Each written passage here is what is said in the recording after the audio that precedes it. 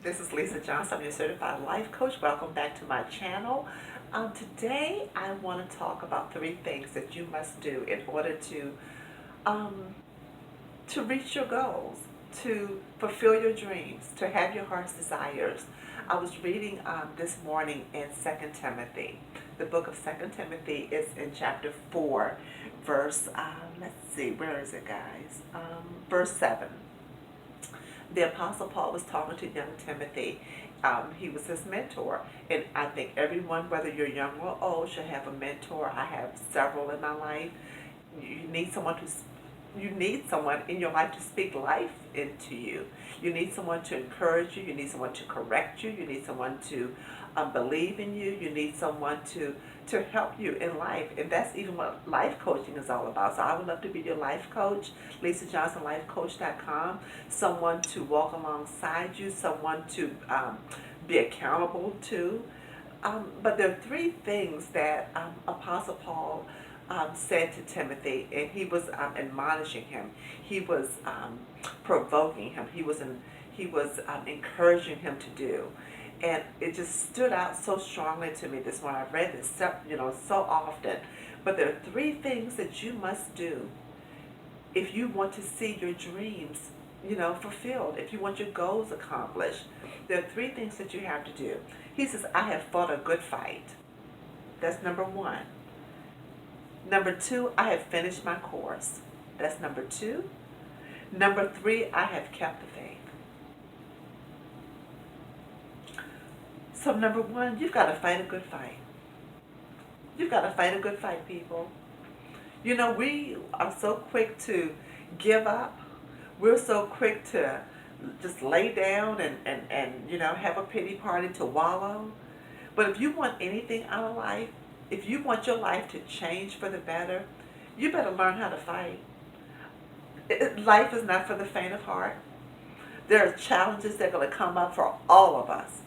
All of us. And if you're quick to give up, to complain, to murmur, and just say, you know what, I'm done with this. Can you imagine if the people who are successful, and by successful I'm not just talking financially, people who are walking in their destiny, people who are walking in their calling, it wasn't just given to them. They had to fight for it. So you better learn how to fight if you don't know how to fight. And by fighting, I don't mean having a physical fight. I'm talking about in your mind. When challenges come up and you're quick to just say, you know what, forget it.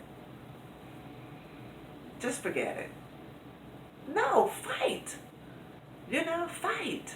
Number two, I have finished my course. He said, that tells me that there's a race. Each one of us have been given a race. He said, I finished my course. So he was admonishing young Timothy, finish your course, Timothy. I can't finish it for you. So finish your course. So often we want people to just, you know, especially when people are helping us, like, just do it. Can you just do it for me? No. You got to finish your own course. This is your race. We all have a race. Did you know that you have a race? So you've got to finish your course. So finish what you start. Don't be so quick to just, again, to quit. Number three, he says, I have kept the faith. I love that. He said, I kept the faith. And you know what that means? When things happen, and if you read the book of Acts, the Apostle Paul, he went through it. He was beaten. He was jailed. He was bitten by a snake. When he was in jail, though, he was still writing letters and encouraging people. Who can do that? He was telling young Timothy, even while in jail, keep the faith. I said, wow.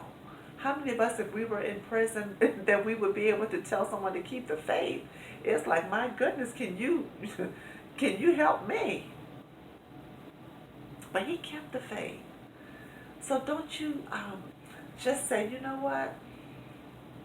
I can't do this. It's taking too long. It's not going to happen for me. No, keep the faith. Faith is the substance of things hoped for, the evidence of things not seen. I said that on a previous video. It's in scriptures, Hebrews, I believe, chapter 1. It talks about faith. And then it talks about people who had such faith. They hadn't even, received the promise, but they had faith to believe that it was going to happen. Do you have faith to believe that it's going to happen? Do you really believe that it's going to happen for you? Whatever that thing is for you. You know what you want. You want that business. If you want that husband or that wife, if you want that family, if you want to have a baby, if you want a new home, you want to move. I talk to people who say they just want to move to some warm climate. Some people like the cold weather. I don't prefer the cold weather. Some people want to move to, to where there's, cold weather. Whatever that dream is of yours, can you keep the faith? If it doesn't happen tomorrow, can you still keep the faith? So that's three things that I'm going to challenge you with as he challenged young Timothy. He says, I have fought a good fight, I have finished my course, and I have kept the faith. So today, let that be all of our challenge. So finish what you start. Don't give up. And I'll see you in the next video. I'll talk to you later.